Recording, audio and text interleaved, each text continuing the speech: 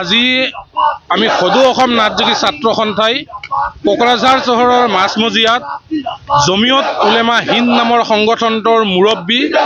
আৰছাদ মাদানীৰ প্ৰতিকৃতি দাহ কাৰ্যসূচী ৰূপায়ণ কৰিছোঁ। আৰছাদ মাদানীয়ে অসমৰ মাননীয় মুখ্যমন্ত্ৰী ডক্টৰ হিমন্ত বিশ্ব শৰ্মা ডাঙৰীয়াৰ পদত্যাগ আৰু বৰ্খাস্ত বিচাৰিছিল আৰু এই কথাত আমি তীব্ৰ ভাষাৰে গৰিহণা দিছোঁ আৰু এনেকুৱা ধৰণৰ কাৰ্যকলাপ নকৰিবৰ কাৰণেও জমিয়ত উলেমা হিন্দক আমি স্পষ্টভাৱে সকীয়াই দিছোঁ। আমি সদৌ অসম নাটযোগী ছাত্ৰ সন্থাই স্পষ্টকৈ ক'ব বিচাৰিছোঁ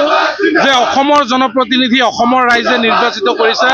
অসমৰ মুখ্যমন্ত্ৰীজন অসমৰ ৰাইজে নিৰ্বাচিত কৰি তেখেতক মুখ্যমন্ত্ৰী পাতিছে। গতিকে অসমৰ ৰাইজে জানিব যে ডক্টৰ হিমন্ত বিশ্ব শৰ্মা ডাঙৰীয়াই ভাল কাম কৰি আছে নে বেয়া কাম কৰি আছে আৰু তাৰ প্ৰতিক্ৰিয়া অসমৰ জনসাধাৰণে দিব। গতিকে আমি স্পষ্টকৈ গম পাইছোঁ যে এই বিষয়টোত আৰছাদ আদানী ডাঙৰীয়াই এনেকুৱা ধৰণৰ মন্তব্য কি কাৰণে দিছে যে তেখেতসকলে আচলতে ভয় কৰিছে, তেখেতসকলে ভয় খাইছে যিহেতুকে হিমন্ত বিশ্ব শৰ্মা ডাঙৰীয়াই তেওঁ বলিষ্ঠভাৱে পদক্ষেপ গ্ৰহণ কৰিছে যে অসমত থকা যিবোৰ চৰকাৰী মাটি আছে সেই চৰকাৰী মাটিসমূহ বেদখল মুক্ত কৰিব বিচাৰিছে আৰু যিটো আধাৰ কাৰ্ডৰ নিয়ম সেই আধাৰ কাৰ্ডৰ নিয়ম নতুনকৈ তেওঁলোকে বনাব বিচাৰিছে আৰু সেইটোকে আৰছাদ মাদানীৰ নিচিনা মানুহে ভয় খাই অসম চৰকাৰৰ মাননীয় মুখ্যমন্ত্ৰী ডক্টৰ হিমন্ত বিশ্ব শৰ্মাৰ বিৰুদ্ধে ষড়যন্ত্ৰ ৰচনা কৰিব বিচাৰিছে। আমি ডক্টৰ হিমন্ত বিশ্ব শৰ্মাক স্পষ্টকৈ ক'ব বিচাৰিছোঁ অসমৰ মাননীয় মুখ্যমন্ত্ৰীৰ লগত আমি সদায় আছোঁ,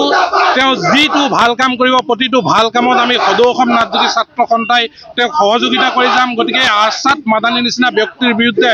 তেখেতক বলিষ্ঠ পদক্ষেপ ল'বৰ কাৰণে আহ্বান জনাইছোঁ আৰু এটা বিশেষভাৱে আহ্বান জনাম যে অসমত এতিয়ালৈকে যিবোৰ বেদখল মুক্ত হৈ আছে চৰকাৰী ভূমি সেই গোটেইবোৰ মাটি বেদখল মুক্ত কৰিব লাগে আৰু অসমখনত খিলঞ্জীয়া জনগোষ্ঠীৰ স্বাৰ্থ সুৰক্ষিত কৰি ৰাখিব লাগে। সেয়া ৰাজনৈতিক সুৰক্ষাই হওক বা সামাজিক সুৰক্ষাই হওক প্ৰতিটো বিষয় খিলঞ্জীয়া জনগোষ্ঠীৰ মানুহৰ হাতত থকা লাগিব আৰু খিলঞ্জীয়া জনগোষ্ঠীৰ মানুহে যাতে ৰাজনৈতিকভাৱে শক্তিশালী হ'ব পাৰে তাৰ কাৰণে মাননীয় মুখ্যমন্ত্ৰী মহোদয় ডাঙৰীয়াক আমি আহ্বান জনাইছোঁ।